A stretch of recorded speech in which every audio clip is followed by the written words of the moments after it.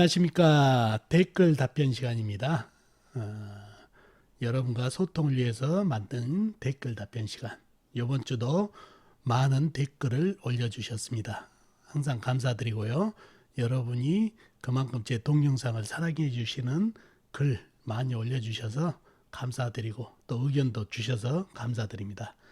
9월 5일부터 11일까지 올라온 댓글 답변 중에서 제가 답변은 일일이 드리고 있지만은 혹 좀 늦게 답변 드린 것도 있다는 거 죄송스럽게 생각하고요. 아무튼 최대한 빨리 답변을 드리려고 노력을 하고 있습니다. 자, 댓글 답변 중에서 글로 드렸지만 동영상으로 좀 설명이 필요한 또 재밌는 댓글 또 여러분들이 알아서 좋을 거 그런 댓글을 뽑아가지고 이번 주 댓글 답변 시간 시작하도록 하겠습니다. 자, 첫 번째 서영일님께서 보내주신 사연 중에서 두 개가 재밌는 게 있어서 한번 여러분도 알아두시면 좋을 것 같아서 뽑아왔습니다. 첫 번째, 나와 똑같을 가지고 살아가는 사람이 100명 정도, 그 100명이 다 똑같은 삶을 살지 않음. 아마 나와 똑같으리 여기에 똑같은 사주를 가지고 살아가는 사람이란 뜻이겠죠. 예. 맞습니다. 사람이 생년월일 시가 똑같은 사람이 100명이 있더라도 100명이 다 같은 삶을 살지 않는다는 얘기죠. 같은 쌍둥이도 다른 삶을 살듯이 그게 바로 환경, 또 유전적인 면, 이런 여러 가지 복합적인 이유 때문에 100명이 같은 사주를 가지고도 다른 삶을 산다는 얘기죠. 그래서 다 같지 않다. 동감합니다. 서영일님. 그리고 나는 2월생인데 어떨 때는 토끼띠가 되다가도 어떨 때는 범띠가 됨. 경계선. 예, 요게 그럴 수 있습니다. 사주에서는 공부하신 분들은 아시겠지만은 해가 바뀌죠. 한 해가 새로운 해로 바뀔 때가 음력도 양력도 아닌 사주에서는 입춘을 기준으로 합니다. 입춘이 바로 언제 들어오냐면 보통 보편적으로 2월 4일 날 양력 2월 4일 날 많이 들어오더라고요. 어떨 때는 2월 3일 날 들어올 때도 있고 그렇지만 거의 2월 4일 날 입춘이 들어와서 이 입춘부터 새로운 해가 시작된다는 얘기예요. 그래서 이 입춘이 양력 2월 달이다 보니까 본인이 2월생이다 보니까 입춘 앞에 태어났으면 전해로 해야 되고 입춘이 지나고 나서 태어났으면 새로운 해 띠가 바뀐다는 얘기죠. 그래서 2월 4일 기준이다 보니까 2월생 분들이 토끼띠하고 범띠 뭐 예를 들어 띠의 경계선이 있는 경우가 많아요. 그래서 양력으로 뭐 전해 12월 15일인데 어떨 때 보면은 양력으로 해보면 2월 4일이 넘어서 다음 해로 넘어간 경우도 있고 그래요. 또 어떨 때는 생일이 음력으로 1월 1일이 넘어갔는데도 전해로 되는 경우도 있고 그래서 사주는 해가 바뀌는 거를 입춘 기준으로 하시면 된다는 얘기죠.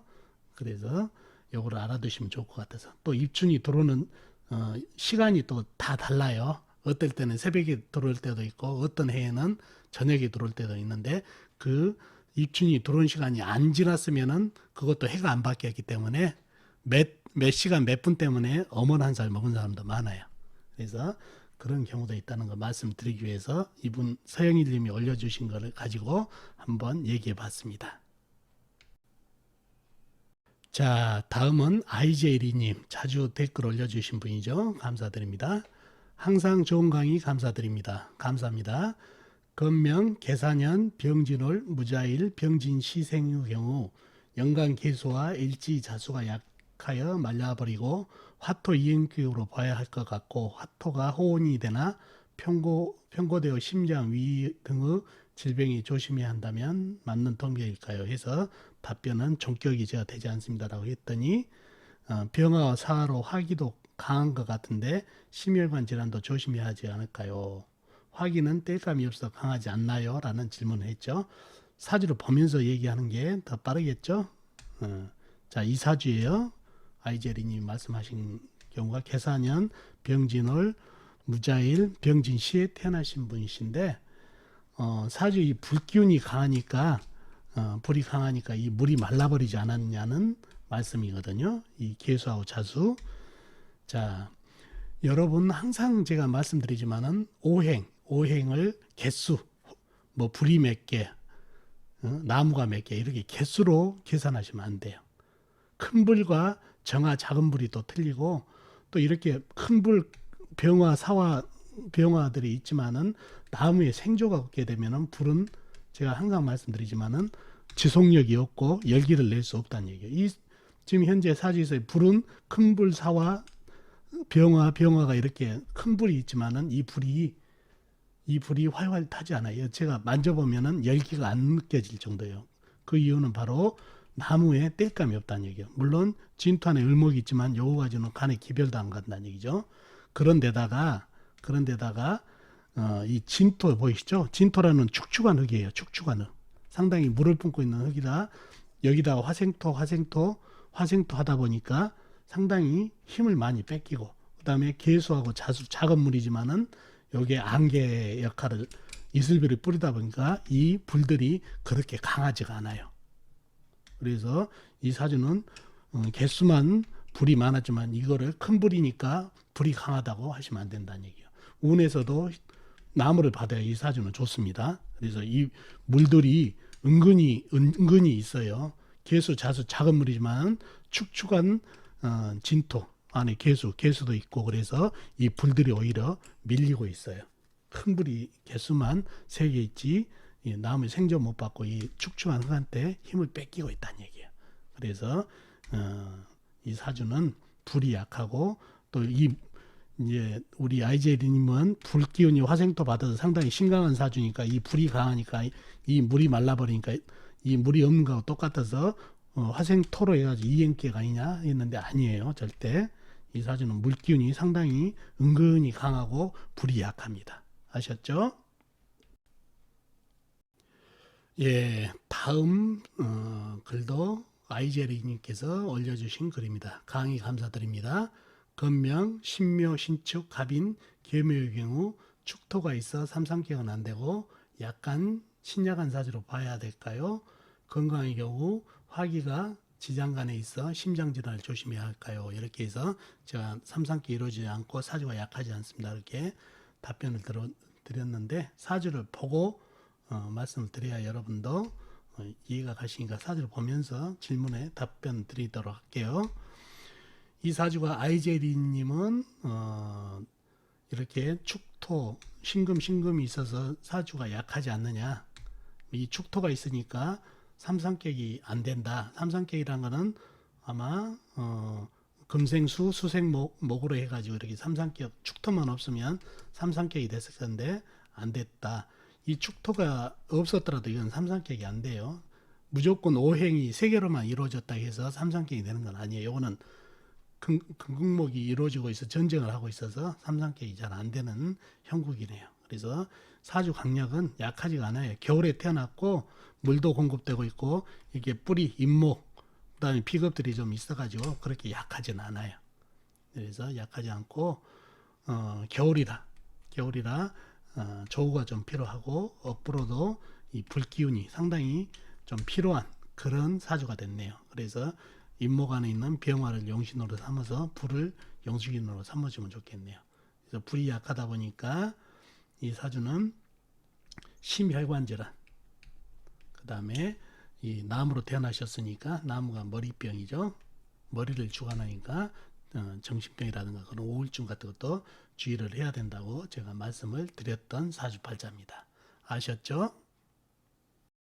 자, 다음은 이은정님이 올려주신 댓글이네요. 위에는 제 동영상을 보고 올려주신 글이죠. 마지막 사주가 한여름이라 수용신이고 시상 일이 편제인 듯. 예, 저하고 같은 의견이라 다른 말씀 안 드리고 한 가지 질문 드리면요. 기토일주의 경우 원국 내 임수는 정제이지만 기토탁임으로 대부분 이혼이고 비록 식상생제해도 부동산 투자나 주식은 다 말아먹더라고요. 선생님은 경험상 어찌 보시는지요? 라는 질문을 주셨네요. 기토탁임, 본인이 기토로 태어나고 임수를 봤다는 얘기죠. 임수는 기토는 작은 흙, 임수는 호수같이 큰 물이란 얘기죠. 근데 이 작은 흙이 이 큰 물, 비록 정제지만은 이 큰 물을 현재 요 두 개만 놓고 봤을 때는 이 작은 흙이 이 큰 임수를 갖다가 가두지를 못해요. 가두다가 뚝방 터지니까 재물에 치인다는 얘기죠. 재물을 감당을 못하는 사주가 돼서 부동산 투자나 주식은 말아먹고 이혼. 요거는 임수가 남자한테는 배우자가 되죠. 이성 배우자가 되는데 배우자를 감당 못하니까 이혼도 한다. 이런 말씀이신데 맞는 얘기도 되지만은 제 생각이 아니라 제 경험을 보면은 사주에 따라서 다르다. 사주 형국에 따라서 이게 감당이 되는 사주도 있고 안 되는 사주도 있고 또 그렇다는 얘기죠. 그래서 요거를 대부분 부동산 투자나 주식은 말아먹고 이혼한다. 이렇게 단정을 질 수 없다는 얘기예요. 제 답변은 사주 형국에 따라서 아닌 경우도 있다는 얘기 드립니다. 물론 부동산 투기라든가 주식 이런 거는 전부 투기성이잖아요. 또 위험한 투자라잖아요. 그래서 사주가 웬만히 튼튼하지 않고 운기가 안 따라주면 이런 투자성에서 웬만한 사주들은 다 나가 떨어진다는 얘기죠. 그래서 취약한 경우가 많아가지고 탄탄한 사주가 아니면은 힘들어서 대부분 이런 경우가 생길 수도 있지만은 단지 기토하고 임수를 만나서 기토탁임이라는 사주라고 해서 꼭 이렇게 이혼하는 건 아니다는 얘기예요. 다른 사주다 하더라도 이러한 투자, 위험한 투자 이런 경우에는 이런 경우가 많이 발생하다는 얘기예요. 그만큼 투기라든가 투자는 위험하니까. 그래서 단지 기토탁임이라고 해서 이러한 경우가 있다라고 이렇게 교과서적으로 단정할 수는 없습니다. 사주팔자에 따라서 다르다는 말씀 드리겠네요. 자, 오늘은 이렇게 해서 댓글에 대해서 동영상을 만들어 봤습니다. 댓글 풀이 도움이 되셨나 모르겠네요. 도움 되셨으면 좋겠습니다. 다음 주에 뵙도록 하겠습니다. 안녕히 계세요.